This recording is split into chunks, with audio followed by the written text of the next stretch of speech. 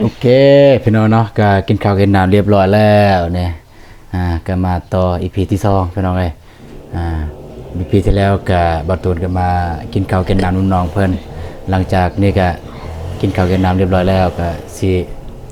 ต่อสายไฟบ่ฮู้ว่าสิฮอดแล้วบ่แต่บ่ตูนซื้อมาแล้วปลั๊กเสียบบ่ฮู้ว่าสิต่อมาแต่ไสเสียบมาแต่ห้องนี่ก็ได้เนาะเสียบมาแต่ห้องลงหลุมเนาะ ห้องนี่บ่แมนได้บ่ ได้ ย่านมันบ่ได้ ไม่เป็นไอ้พุ่นคันบ่ได้ก็เบิ่งตัวจริงเพราะว่าทรายประตูซื้อปลั๊กเสียบบ่ได้ซื้อเป็นทรายเลยซื้อปลั๊กเสียบแต่ว่าสิเบิ่งคันทรายอันนี้ฮอดเอาทรายอันนี้เปลี่ยนกันเปลี่ยนนะเอาตัวประตูซื้อมาไว้อยู่นี่แล้วก็ตัวนี่ไว้ลุ่มมันจึงฮอดยาวอยู่เนาะ ย่านบ่ฮอดเด้นี่ จังว่าเบิ่งตัวจริงทักทายสบายดีแล้วก็สวัสดีพ่อแม่พี่น้องเด้อหมดสักคนไปอิ่มแล้วบ่กินข้าวนะ อิ่มแล้ว อิ่มแล้วไปให้น้องบองเพิ่นไปเมียนพาข้าวพาน้ำก่อนแล้วก็จึงไปประกอบตัวซักผ้าหรือว่าไฟ